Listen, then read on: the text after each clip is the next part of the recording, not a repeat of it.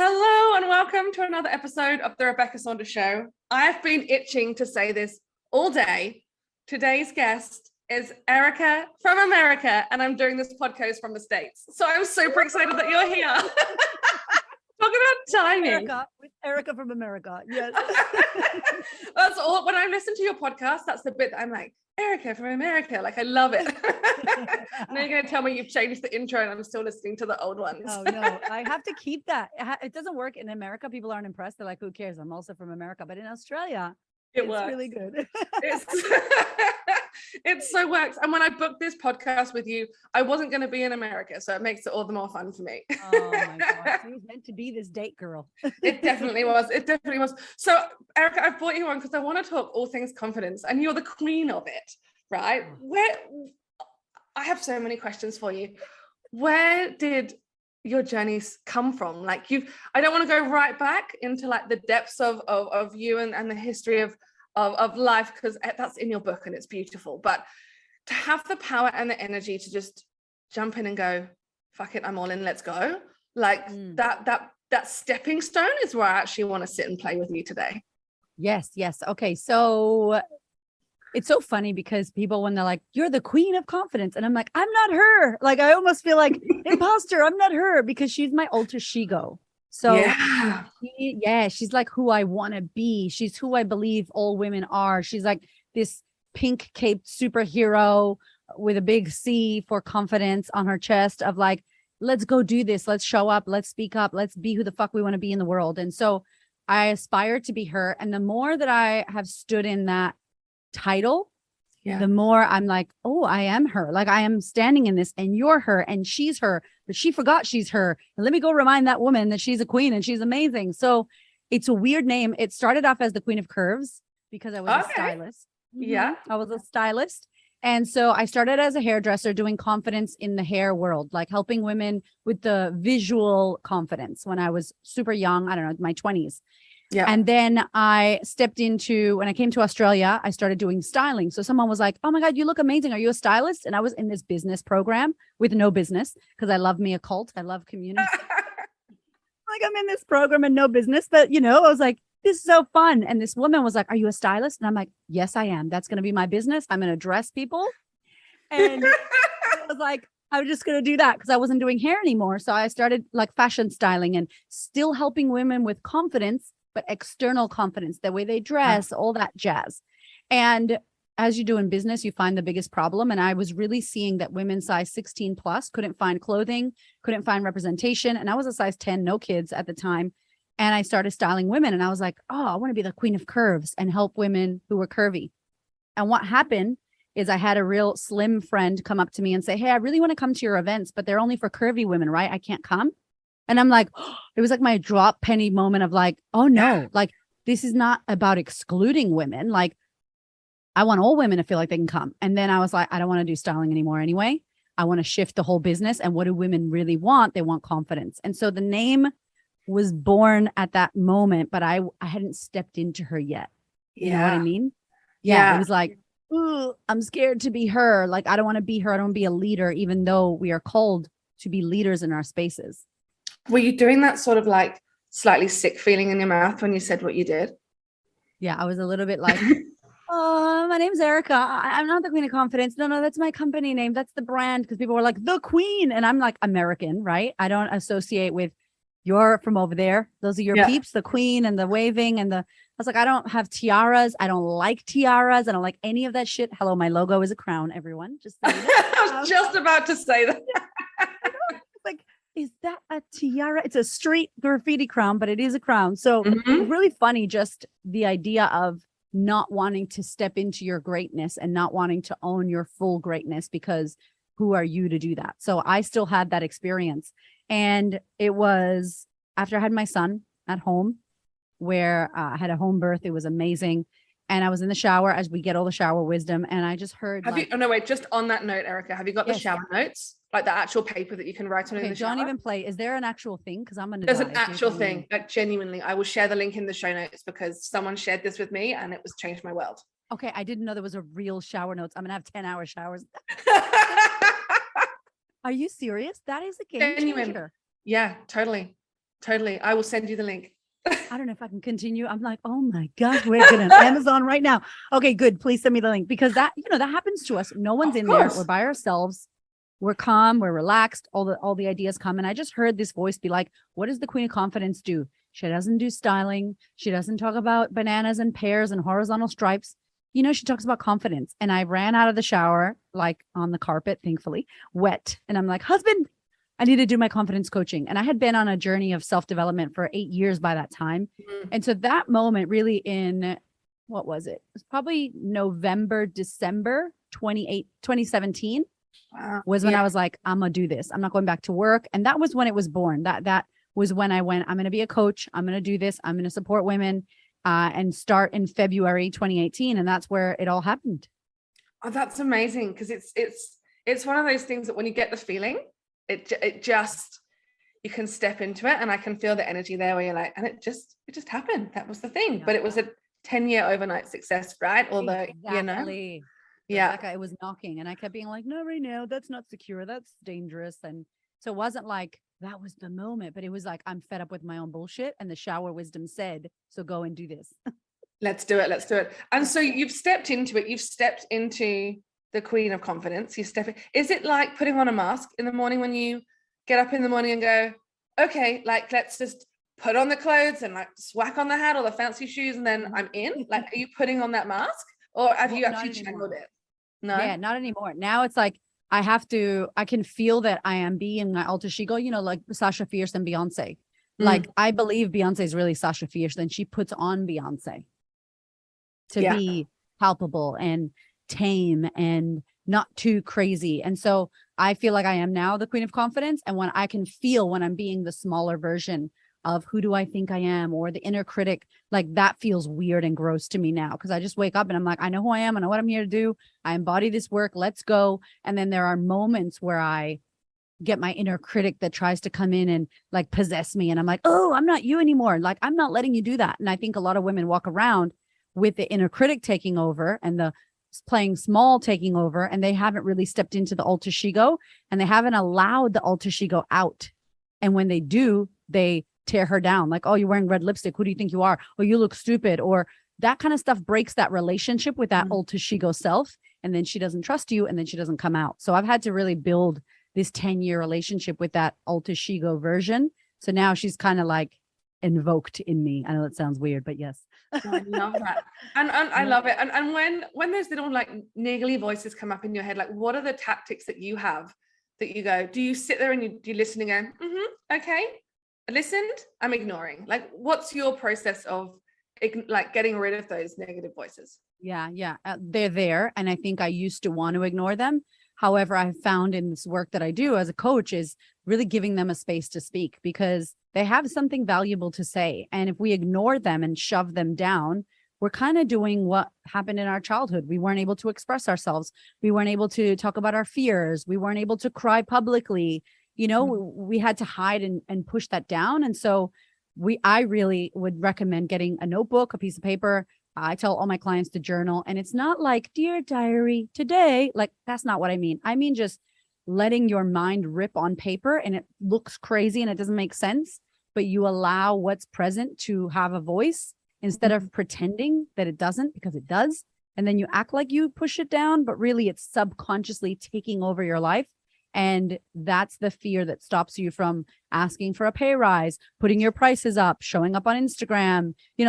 That's what takes over. So if you don't express it and deal with it and reveal it and give it some space to really see what it needs, because it needs something, it's scared. Okay, speak about it. So I now would recommend really journaling and getting out that part of you, because it's a part of you. It's not who you are. But if you deny that part, it almost becomes like destructive and takes over your life.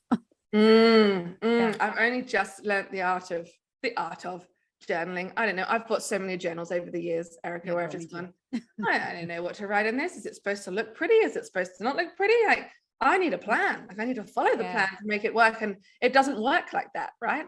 Yeah. No, you just like, literally, it's like, you just blah, blah, blah, blah, blah, blah. I don't know what I'm writing. This is so stupid. I don't know. I'm a little bit hungry. And then it's like, I'm so angry. My mom called me and she blah, blah, blah. And then you just like, you kind of get into this flow. It's like a conversation with yourself on paper instead of in your own head, because in your head, you intellectualize what's going on and you think, you know, and you're like, oh yeah, that's okay. That's sorted. And then you're like still thinking about it, or still not going to the party because you're scared you don't look good. Or, you know, I love the paper because you disassociate the thing you're thinking from yourself. So you're not your thought. You're not your stress. You're not your anxiety. You're not your condition. You're not your labels. You get to see it on paper and go, ah, that's what I'm thinking, but I'm not that. That's what I'm feeling, but doesn't mean that's true. And I can really, that's kind of the awareness part, the step one of how to start being kind to yourself, how to start creating confidence, how to start living the life you want is you got to realize what you're thinking is not you and it's not true. And so getting it down on paper, it kind of shows the evidence of like, oh my gosh, no wonder I'm anxious. Look at all this stuff you're carrying around. That's in my head. Like take your brain and just put it on paper. You'll be like, whoa, no wonder I'm anxious. Okay, cool. I'll be a little kinder to myself, you know? Totally get that. And you don't know this about my hair-free journey, but I was just starting it when you and I met back at Movers and Breakers in 2019. And I was just on the verge of, I know like it needs to happen. People have been saying to me for a very long time, when you do it and you lean into it, like your business is going to go gangbusters. Like you're just going to have the best life ever. Just do it. And I'm like, no. And there were two people that had a huge impact on me. You were one of them when I met you, because you were so just, oh, this is who I am. We're all good. Like everything's fine. Like, and I remember that dress up party at the end of the thing. And I'm not sure there's photos of that on the internet, by the way, anyone who's listening and watching this, but you know, but I just remember going like, fuck yeah. Like, why don't I just try it? And that was teamed up with a conversation I had with Shelley Horton, who was talking about the fact that I could just rock it and do it. And so the day after that conference, after the conversation with her and watching you, I did it and I just went, okay. And I went on a wine tour by myself without hair. And I was just like, okay, let's see what happens. Nothing bad happened. Like it wasn't scary bad. But you know, like, I looked at it and went, okay, like that's great. And the relief of just, I can do it. And then it just spread and it spread. And, you know, I'm now doing what I'm doing and being who I am. But I was ready to take that step. Like I was ready on that little piece, ready to lean into that confidence and just go, yeah, fuck it. This is me. Like you either like it or you don't. Like I'm sick of hiding. When people are watching you and me, when we're doing what we're doing, and they're not yet at that, they haven't done the work yet. They haven't got to that point where they're like, okay, let's jump. Like where can they start with getting to that point? You know, you've got to be on the ledge, I suppose, to jump without that being too morbid. Yeah. You're 100% right. I think the sad thing is, and I talk about this a lot, is that we either need a near-death experience or some crazy ass traumatic drama for your mama thing to happen for us to go, oh my God. Like a lot of people needed that pandemic to go, oh, I don't want to live here. I don't want to you anymore. You know, like, oh, no more kids for me. I'm done. Like 2 is enough. Like some of us needed the pandemic, which is horrible and traumatic, to realize, oh my gosh, life is short and precious and I should go for what I want. I needed to break my back in a terrible car accident, lose my husband and date a couple narcissists and move across the world and have no friends and no family to go, oh shit, I better do what I want, better wake up to my life. That's so dramatic, right? But I, supposedly the queen of confidence, air quotes, I needed that. So who am I to judge? Like sometimes you're not ready. And unfortunately, you need to either experience that ledge or the rock bottom of the ledge, or hear a podcast like this, or follow someone like yourself, Rebecca, and go, you know what? She just gave me confidence. I'm doing it. So it depends on who we are. Some people need to watch something and go, I'm in, let's go. Other people need to get slapped in the face 50 times by life, you know, slammed down, elbowed in the head, run over like me. And then, okay, are you ready? Okay, I'm ready. All right, fine. You know, so I guess you'll know where you are when you're there, when you're really fed up with your own bullshit and you're like, I'm done. That place is such a really great place to be. It feels terrible, but that's where you want to be. With that, I'm done and let's go, you know? And then we'll flip it, right? Yeah. You and I have both jumped into that. We've gone, we're going to go with it. Let's lean into it. And our businesses have just gone, woof, like life has just gone, woof. Like, do you ever, like, how are you going through that roller coaster of, shit, is this my life now? Like, oh, wow. Like, am I really doing this? Like, you know, that flip side of that, yes, we've got to that point, is completely different, but exactly the same, right? Yeah. It's like, when you think about what you want and then you have it and you created it, which is, I just am amazed at us as humans, especially as women, like that whether you have a womb and make a baby, or you have a womb and you build a book, or you build a business, we're still creating from that space as women. And we are creators. We are the creators of the planet, right? It's such it can also be scary. Like, oh my gosh, I have everything I want. Oh my gosh, everything that I said I wanted. It's that Marianne Williamson quote, right? I feel, Rebecca, when I meet women and they're like, I'm just not good enough, I don't feel worthy, I'm like, bullshit. Like, I don't believe when women say that. I don't. You know why? Who brushed your teeth? Who washed your ass? Who put lipstick on your face? The part of you that feels worthy, the part of you that believes you're a good person and you deserve to look nice today, and you deserve to go to work, and you deserve to get dressed. Like, that is worthiness. I mean, what else is there? So I believe that we are worthy, and we're scared of that. We're scared that everything we want, we can have. We're scared that we are successful, right? Like, so it's pretty wild, because when you're faced with the things you want, like I'm about to get the keys to a building, I bought my house, I'm like, oh my God, I'm making 6 figures a month. Like, what? I remember wanting to make 6 figures a year, and to make that a month, I'm like, this doesn't make sense. It's like wild. And now I'm like, how do I make $1 million a month? You know, not satisfied, right? Like, now I want the next thing. It's like, oh my God, celebrate yourself, honey. Like, stop and smell the coffee, you know, like take it in before we move to the next goal. So I think that's what happens to us, the high achieving A-type, like, let's go. We are not satisfied and we want to keep going, and we haven't sat in, look what we've created. You're in freaking New York City. I know, right? Like, it's insane. I look at it and go, wow. I have literally got a note in my diary each month to go, just stop, reflect, appreciate where you're at. Like, this is cool, right? You know, like, life is cool. Like, last week I was on a beach in Hawaii in a private home, like, never in my wildest dreams, you know? So I have a ritual that I have to celebrate and hit my milestones. When you're doing that and yourself, and you're like, oh, got to that next level, what do you do to celebrate the next sort of breakthrough, or the next goal smash? I need to work on this, because my husband and I, like, there's been so much at once, and I know you get this. And if anybody is listening that runs a business or has a family, or, you know, has a big community, you'll get this. You do so much in one day.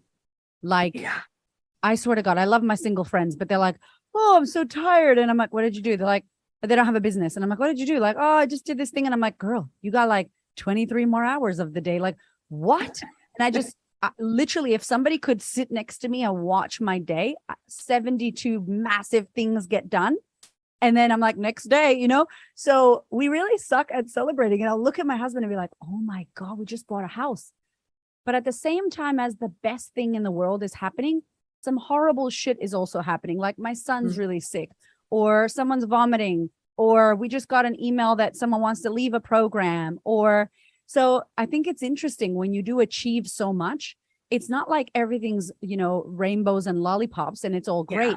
It's in the mix up of normal, everyday, boring, you know, monotone stuff, and then a few horrible things. So I think we don't fall in love with any of it. We don't fall in love with, we're awesome, everybody loves us, and we're killing it. You know, I hate when people say that to me. I'm like, shut up. Do you see what happened? Like, you don't understand. Killing myself here. You know, I'm killing it on my stories, but behind the scenes, like, that's just 2 minutes of my day. Like, I'm like, you're my friend. How do you think that Instagram's real woman? Just give me a call and I'll tell you all about the crazy shit going on in my house right now. You know, like, I think we don't fall in love. We don't believe that we're the best and everything's amazing always, but we also don't believe that the freaking horrible thing that's going on for us is forever. So I don't know, we ride the waves, and I try to like buy champagne and be like, cheers. But literally it's 2 seconds of, my husband's like, I don't like champagne. And then I'm like, oh, I bought this bottle. That was weird. And then my kid's like, Mommy, okay, next time call me. I'll be around. I'll come. Seriously, I'm like, Rebecca, can we do a Zoom cheers, please? Because like that's what I think is a celebration, but it's not. It's like, what really are we looking for when we celebrate? Like, so we do quarterly meetings with our team and my husband and my family, because we're married, we work together, we live together, everything's together. So we try to do quarterly meetings, and we just get everyone in the team to just be like, what was the best thing for you? What do you want to celebrate? How can we acknowledge you? And then we do that to ourselves. And I feel like that's pretty special, because we look at everything we did, what worked, what didn't. And that's kind of a time where we get to go, oh my gosh. And we witness each other. Because I think it's hard to celebrate by yourself with champagne. Like, okay, no one's witnessing you. So yeah, it's still something we're working on. Yeah. See, I have the champagne thing. For me, I buy a case at the beginning of the year and I put Post-it notes on them. I have them in boxes in my fridge, and they take up a whole row in the bottom of the fridge, and they've got the Post-its of the big crazy goals that I want to hit that year. So when that, I'm reminded every time I open the fridge, and when that goal comes, I'm like, yeah, I'm gonna hit that one. Big. That's cool. It's not even about the champagne. It's about like the intention of you writing the Post-it notes. I just recorded a podcast called How to Think Big, and it was all about like, we can't even think big, never mind act big. Like, you're thinking big, you're putting your champagne in the bottle, you have to do a podcast on this unless you already have, because that's amazing. I want to listen to that. Putting it in there, like the audacity for you to say that, for you to buy it, for you to put it in the fridge. So every day you open it and you look at that, like it's more than a bottle of champagne that you're opening. Oh, yeah. That's awesome. I love that. That's next level. Ooh. Yeah. I remember when first, starting doing that, starting a new relationship with my now husband. And I remember people going to the fridge being like, what's that? What is that? Just my goals for the year. They're like, what? I'm sure the housekeeper in this hotel thinks exactly the same, because I printed my vision board. It's laminated. Nice. There's Post-it notes on the mirror. Like affirmations and lipstick. I am a bad bitch. Yes. Okay. I love that. But see, that's intentional. Like, you're not doing this by mistake. You're not there by mistake. I'm not here by mistake. We want to be here. We're doing things to get us here. And then when you're there, it's almost like, oh, this is what I wanted. Oh, so then it feels like anti-climax, because you're like, oh, but I am her. I am her. Of course I did that. Hell yeah. High five. Next book. Yeah. It's the anti-climax of, I remember when I hit my first 7 figures and I was like, is that what it feels like? Like, doesn't feel any different. Yeah. Oh, my 0. Okay. Well, am I different now? No, I'm the same person, but it's good. I think that's good, because then it also shows you that when you have a shit launch, when no one joins your program, when a team member leaves, when bad things happen, which they do, it doesn't mean anything either. It's like, I don't know. Gary Vee talks about it a lot. Like, I don't fall in love with the process. I don't fall in love with my followers. I don't fall in love with people hating on me. Like, none of that is real. What's real is me and how I feel and who I show up as. Everything else is going to chop and change. And if I allow my external environment to affect me, then what's going on inside, So yeah. I think, we have touched right now. I could go so deep on this, but I feel we've gone so, so deep already. We've both done a lot of work. We've both hit some massive goals. You're shining brightly, and I know both of us right now are in launch week for very different things. But if you're just starting out on the confidence journey, which I know listeners for you definitely are, and people that listen to my podcast are like, I need that. Where can they start? I know you have a heap of stuff that I can send them your way. But where are we going? Yes. Okay. So one of the big things I think that first of all, is that we think we can't have confidence, or we think it's only for some people or some women, not for us. No, well, Rebecca can do that, but I could never do that.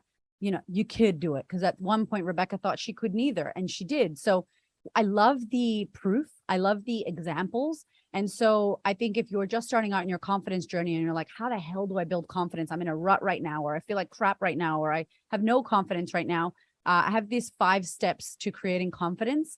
And it's just like step 1, step 2, step 3, step 4, step 5. And no matter where you are in your practice, in your journey of confidence, because I believe confidence is a practice, you can literally go to this piece of paper, read it out, and go, what's my next move? And the important thing is continue to move. Like, if you stop moving, if you stop showing up, if you stop trying and you just lay on the floor, that's a crowbar in your practice of confidence. That's a crowbar in your goal setting and in your creation. So this 5 C's, 5 steps of confidence is very easy. It'll be in the show notes. You can download it, you can print it or not, and you can write it up, and it'll just give you your next step and a continuous movement on how you can actually practice to become a confident person. Yeah, I love that. And it's as you said, it's a repetitive thing that you just need to keep back and keep going and keep repeating and keep going. 100%.